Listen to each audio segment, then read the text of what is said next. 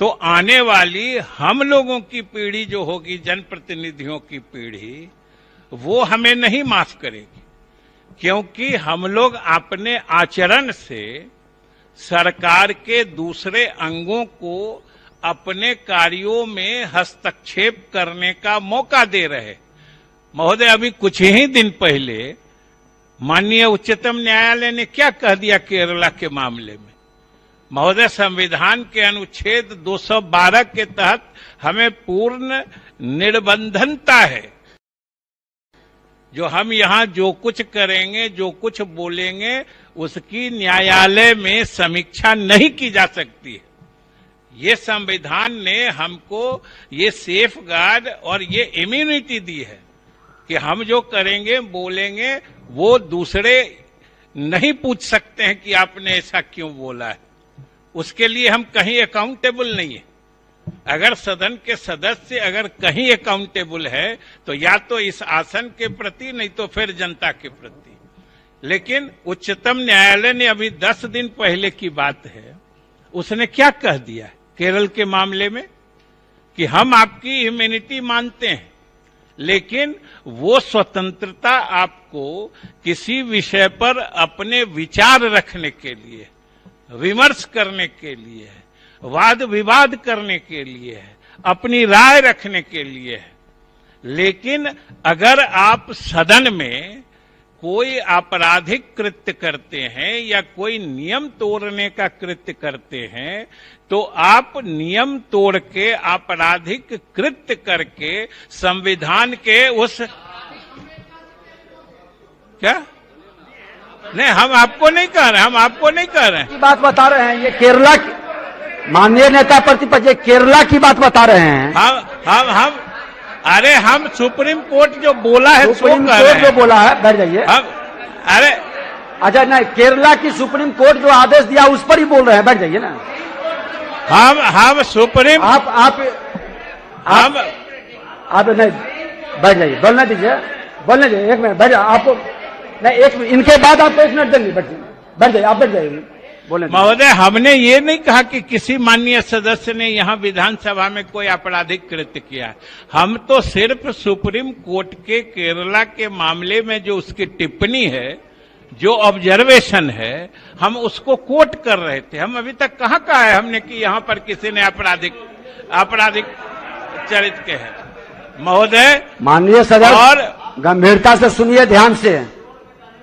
एक चीज बता दें कि जो अनुभव वरीय लोगों का है, नए सभी लोगों को ध्यान से सुनना चाहिए। और आलम जी, और महोदय, उसके तहत उसने ये भी कहा है, हम तो सिर्फ माननीय नेता प्रतिपक्ष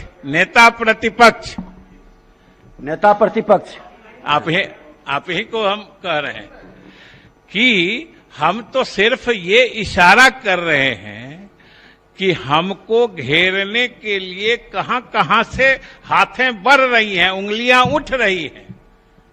सचेत हमको होना है। सुप्रीम कोर्ट ने उसी मामले में महोदय कह दिया कि इस सदन के अंदर ये कुर्सी, टेबल, आसन, माइक, ये जितनी चीजें हैं, ये सब पब्लिक प्रॉपर्टी है। ये सब सरकार के पैसे से बनी हुई चीजें हैं, और अगर इनको नुकसान होता है तो डैमेज टू पब्लिक प्रॉपर्टी में जो धाराएं लगती हैं, वो सदन के अंदर भी अगर माननीय सदस्य ऐसा कृत्य करते हैं तो वो धाराएं उन पर लगेगी और उसका मामला बनेगा। हम तो सिर्फ सचेत कर रहे कि देखना, सोचना ये है महोदय कि हम अपने लोकतंत्र और अपने विधायिका की इज्जत किस तरफ ले जाना चाहते हैं, कि लोग हमें श्रद्धा की नजर से देखें या लोग हम पर आईपीसी, सीआरपीसी की दफा लगाने के लिए हम लोगों को नजर देखें। महोदय, और जहां तक माननीय नेता प्रतिपक्ष ने उस दिन की घटना और जांच के या उसमें दोषी अपराधी की बात की है, महोदय, सरकार का और पूरे सत्ता पक्ष का पूर्ण विश्वास इस आसन के साथ है। और उस दिन चाहे सदन के अंदर जो घटनाएं घटी या सदन के बाहर जो घटनाएं घटी, संयोग से सभी कुछ बाहर भी व्हाइट लाइन के अंदर है, जो बिल्कुल आपके विशिष्ट क्षेत्राधिकार में है। उसमें सरकार की कोई चलती नहीं है, सरकार कहीं मायने नहीं रखती है, सरकार की कोई भूमिका नहीं है। यहां पर जो आप कहेंगे वही होगा। और हमने पहले भी कहा है कि सरकार पूरे विश्वास के साथ, और अंत में महोदय हम यही कहेंगे कि हमारे बहुत सारे, अरे घबरा कह रहे हैं, हमको ऐसी बात तो कह नहीं रहे महोदय। जो शांति, जो नेता प्रतिपक्ष ने कहा है वो सही कहा है, सारी चीजें आपके संज्ञान में है। और हमने कहा कि हमको पूर्ण भरोसा है इस आसन पर कि आप वीडियो फुटेज देख ले, सारे चीजों जिनके कारण उस दिन अव्यवस्था फैली, हम तो यही कहते हैं कि जिनके कारण अव्यवस्था या उस दिन का काला अध्याय बिहार के विधायिका में जुड़ा, उनको आप चिन्हित करके, चाहे सरकारी अधिकारी हो या माननीय सदस्य हो, जो भी इसके लिए जिम्मेवार हो, आप कार्रवाई करिए, सरकार आपकी कार्रवाई के साथ। महोदय हम और कुछ नहीं कहना चाहते। अभी तेजस्वी जी सरकार की बात कर रहे थे, अरे हम लोगों की सरकार नीतीश कुमार जी के नेतृत्व में तो हम संवैधानिक और प्रजातांत्रिक मूल्यों को ऊपर उठाने वाले हैं, ऊपर ले जाने वाले हैं। हम लोग कोई नीचे ले जाने वाले नहीं है महोदय। और महोदय अंत में अब शांति बनाए रखिए, सुन लीजिए, पक्ष प्रतिपक्ष दोनों एक दूसरे को गंभीरता से सुनिएगा, तब न अपनी बात को विमर्श करिएगा। हाँ, इसलिए महोदय आप जो निर्णय लीजिएगा आपके क्षेत्राधिकार में है। और अंत में हम 2 पंक्ति कह के महोदय समाप्त कर देंगे। ये अंतिम 2 पंक्ति है, सार है, जो है सार में, वो सार है। आपने जो कहा तो सार है कि हम लोग तो ये चमन जो है प्रजातंत्र का, जमहूरियत का ये गुलशन जो है जिसमें हम सभी फूल खिलते हैं, कि चमन को सींचने में पत्तियां कुछ झड़ गई होंगी। चमन को सींचने में पत्तियां कुछ झड़ गई होगी, यही इल्जाम है हम पर बेवफाई का। मगर चमन को रौंद डाला जिनने अपने पैरों से, वही दावा करे है इस चमन के रहनुमाई का। एक अध्यक्ष महोदय, जो दलीय नेता हैं, अब बस 1 मिनट में आप अपनी बात को खत्म नहीं। अब बात मंत्री जी के बात से यह स्पष्ट हो गया कि अधिकारी लोग कोई जिम्मेवार नहीं है, उनको क्लीन चिट देते हैं।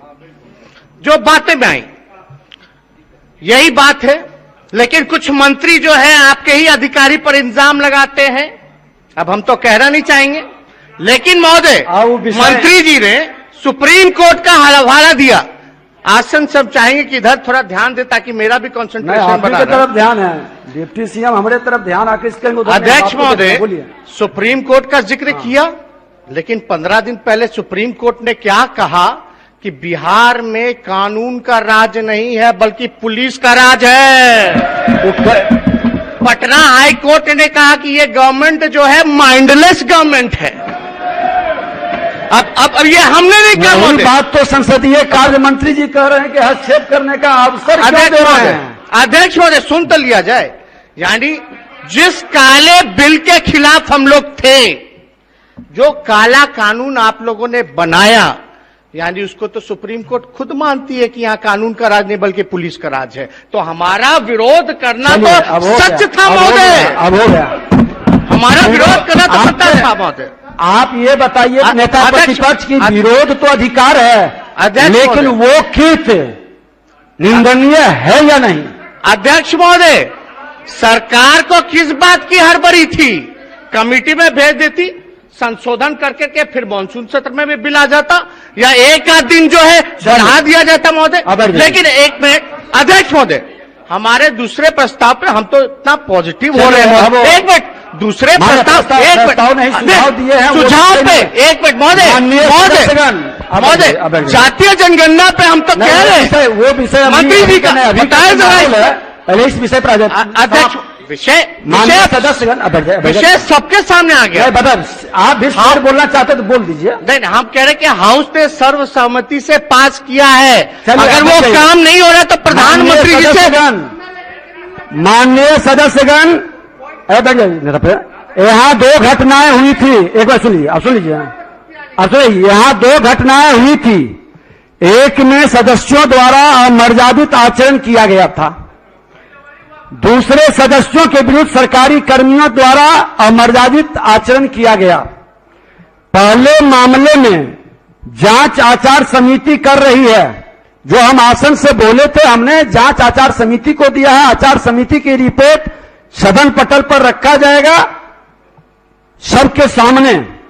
और दूसरे मामले में सरकार के द्वारा कुछ वरिष्ठ अधिकारियों की समिति बनाकर कार्रवाई की जा रही है। इसमें पहले चरण में प्रथम दृष्टया 2 पुलिसकर्मी को निलंबित किया गया है। शेष मामले की रिपोर्ट जल्द आएगी। हम बेहतर आचरण करें कि भविष्य में हमें किसी और कृत्य से लज्जित न होना पड़े, ये सबको संकल्प लेना है। अब आगे की ध्यानाकर्षण सूचना ली जाएगी।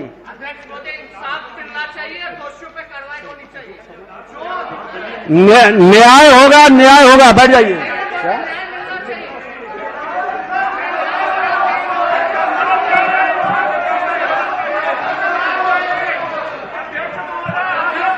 माननीय सदस्य श्री जनक सिंह अपनी सूचना को पढ़ें। अध्यक्ष महोदय, सभी राज्यों के भर्ती आयोग की मातृ संस्था अब संघ लोक सेवा आयोग है। संघ लोक सेवा आयोग अभ्यर्थियों की मेधा सूची के बीच असंतुलन न हो, इसके लिए ऐच्छिक विषयों में स्टैंडर्ड एवल्यूएशन पॉलिसी अपनाती है तथा वेटिंग लिस्ट में भी प्रकाशित करती है। लेकिन बिहार लोक सेवा आयोग अपने स्थापना काल से अभी तक न तो स्टैंडर्ड एवल्यूएशन पॉलिसी की व्यवस्था रखी हुई है, न ही वेटिंग लिस्ट की प्रकाशित करती है। फलस्वरूप चयन में असंतुलन होता